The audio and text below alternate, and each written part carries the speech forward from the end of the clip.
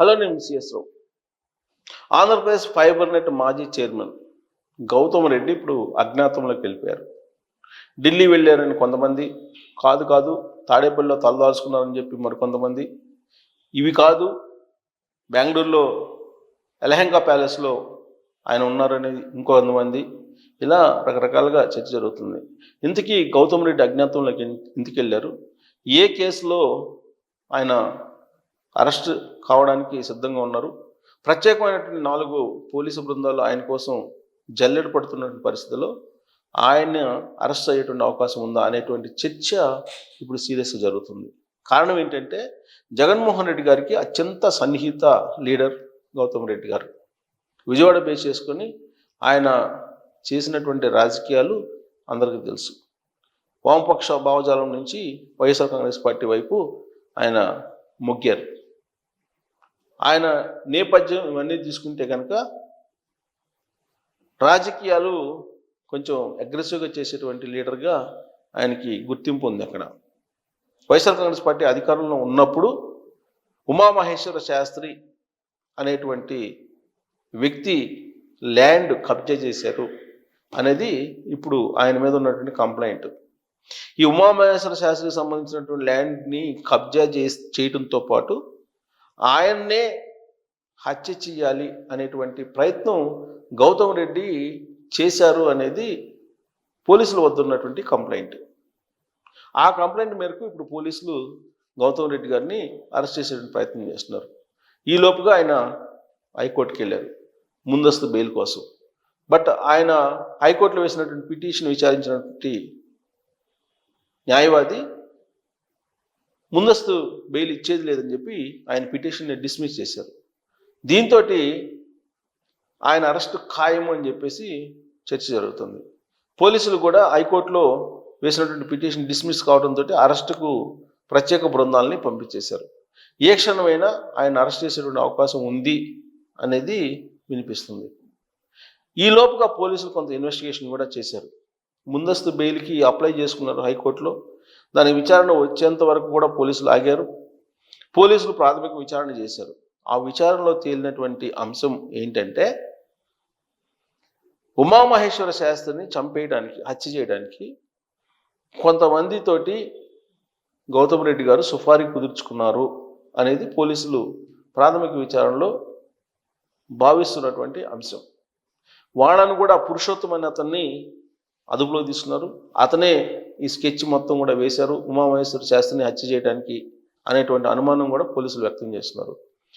ఈ పురుషోత్తం అనే అతనితోటి గౌతమ్ రెడ్డి ఫోన్ చేస్తూ ఉంటారు తరచు. వాళ్ళిద్దరి మధ్య ఫోన్ సంభాషణ జరిగేది అని పోలీసులు గమనించారు. దాంతో పురుషోత్తం మొబైల్ అలాగే గౌతమ్ రెడ్డి మొబైల్ సేకరించేటువంటి పనిలో ఉన్నారు. కానీ పోలీసులకు దొరకకుండా పురుషోత్తం కానీ అలాగే గౌతమ్ రెడ్డి గారు ఉన్నారు. వాళ్ళిద్దరిని పట్టుకోవడానికి పోలీసులు ప్రయత్నం చేస్తున్నారు. సుఫారీ ఎవరైతే కుదుర్చుకున్నారో వాళ్ళను మాత్రం పోలీసులు అరెస్ట్ చేశారు. వాళ్ళని విచారిస్తున్నటువంటి క్రమంలో వాళ్ళు ఇచ్చినటువంటి వాంగ్మూలం ప్రకారం గౌతమ్ రెడ్డి గారు పురుషోత్తం తోటి కుట్ర పన్నారు, ఉమామహేశ్వర శాస్త్రిని చంపడానికి, హత్య చేయడానికి అనేది పోలీసులు ప్రాథమికంగా భావిస్తున్నారు. అందుకే ఇప్పుడు గౌతమ్ రెడ్డిని అరెస్ట్ చేయడం ఖాయం అని చెప్పి తెలుస్తుంది.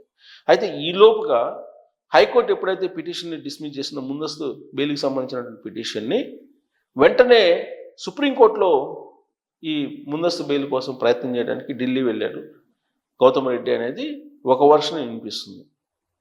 ఇంకొక వర్షన్ ఏంటి, కాదు ఆయనకి సుప్రీంకోర్టు కూడా బెయిల్ ఇచ్చేటువంటి అవకాశం లేదు, ఇది ఉమామహేశ్వర శాస్త్రి గారిని హత్య చేసేటువంటి వ్యవహారం, హత్య కుట్ర దానికి సంబంధించిన సుఫారీ అంతా కూడా ఉంది కాబట్టి సుప్రీంకోర్టులో కూడా ఒకవేళ ముందస్తు బెయిల్ పిటిషన్ వేసిన అది కొట్టేసేటువంటి అవకాశం ఉంది. కాబట్టి ఇతను పోలీసులు దొరకకుండా అజ్ఞాతంలోకి వెళ్ళిపోయారు.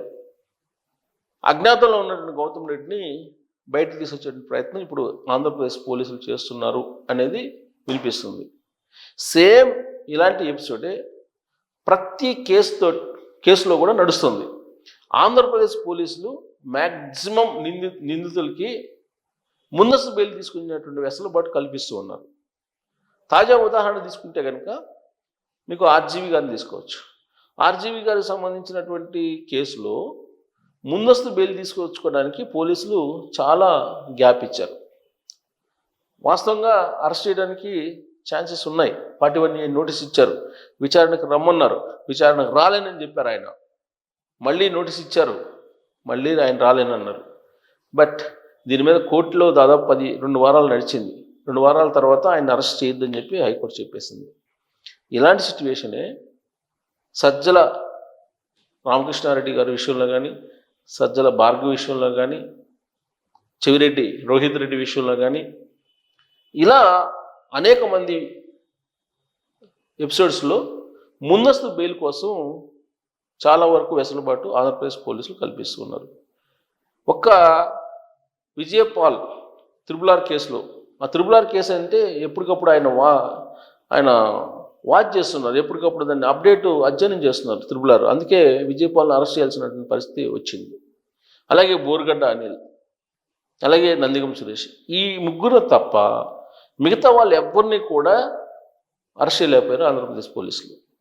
మ్యాక్సిమం ముందస్తు బెయిల్ తీసుకొచ్చుకోవడానికి అవకాశం కల్పించారు అనేటువంటి అపవాదు ఆంధ్రప్రదేశ్ పోలీసుల మీద ఉంది. ఇప్పుడు గౌతమ్ రెడ్డి గారి విషయంలో కూడా ఆంధ్రప్రదేశ్ పోలీసులు ఆచితూచి వ్యవహరించినటువంటి కారణంగా ఆయన అజ్ఞాతంలోకి వెళ్ళిపోయారు. అజ్ఞాతంలోకి వెళ్ళిపోయి ఢిల్లీలో పిటిషన్ వేసే అవకాశం ఉంది. అక్కడ న్యాయ వ్యవస్థలో ఉన్నటువంటి కొంతమంది ద్వారా ఇమీడియట్గా ఈ బెయిల్ పిటిషన్ను విచారణకి తీసుకొచ్చి ముందస్తు బెయిల్ పొందాలి అనేది గౌతమ్ రెడ్డి గారు చేస్తున్నటువంటి ప్రయత్నం. అయితే ఈ లోపుగా అరెస్ట్ చేయాలని చెప్పి 4 పోలీసు బృందాలు అయితే ప్రయత్నం చేస్తున్నప్పటికీ అది సక్సెస్ అయ్యేటువంటి అవకాశం కాదని చెప్పి ఈ 6 నెలల నుంచి ఆంధ్రప్రదేశ్ పోలీసులు వ్యవహరించినటువంటి చరిత్రను మనం ఒకసారి గుర్తు చేసుకుంటే అర్థమవుతుంది. సో గౌతమ్ రెడ్డి గారు అరెస్ట్ అవుతారా కాదా, అరెస్ట్ అయ్యేటువంటి అవకాశం ఉందా? ఈ ఉమామహేశ్వర శాస్త్రి భూమిని ఆక్యుపై చేశారు ఆయన్ని బెదిరించి అనేటువంటి ఆరోపణ. అయితే ఈ ఆరోపణని ప్రూవ్ అయిన తర్వాత ఉమామహేశ్వర శాస్త్రికి మళ్ళీ ఆ భూమిని తిరిగి అప్పచెప్పేటువంటి అవకాశం ఉందా అనేది కూడా ఇంకో ప్రశ్న. ఎందుకంటే కేసులు అయితే పెడుతున్నారు ఆంధ్రప్రదేశ్లో, రికవరీ అయితే కావట్లేదు. కేసులు పెడుతున్నారు, కోర్టులకి వేస్తున్నారు, కోర్టుల నుంచి తప్పించుకొని వస్తున్నారు. వన్స్ కోర్టుకి వెళ్తే ఏమవుతుందనేది అందరికీ తెలుసు. వైఎస్ఆర్ కాంగ్రెస్ పార్టీకి కావాల్సింది కూడా అదే, కోర్టుకి వేసి కోర్టులో ముందస్తు బెయిల్ తీసుకొచ్చుకుంటే చాలు, ఇంకేం అవసరం లేదు అనేటువంటి అభిప్రాయంతో వైఎస్ఆర్ కాంగ్రెస్ పార్టీ కూడా ఉంది. నీకు పిన్నెల్లి రామకృష్ణారెడ్డి గారి విషయంలో కూడా అది జరుగుతుంది కదా. పిన్నెల్లి రామకృష్ణారెడ్డి తమ్ముడు అసలు ఇంతవరకు అరెస్టే కాదు. సో ఇలా చెప్పుకుంటూ పోతే చాలా కేసులు ఉన్నాయి, ధర్మారెడ్డిది ఏమైంది, ఇవన్నీ కూడా. సో కాబట్టి ఇప్పుడు గౌతమ్ రెడ్డి గారి విషయంలో కూడా ముందస్తు బెయిల్ తీసుకొచ్చుకునేంత వరకు ఆంధ్రప్రదేశ్ పోలీసులు వ్యూహాత్మకంగా ముందుకు కదలరు అనేటువంటి అభిప్రాయం ఉంది. దానికి మీరు ఏకీవిస్తారా లేదా అనేది కామెంట్ రూపంలో తెలియజేయచ్చు. Thank you very much.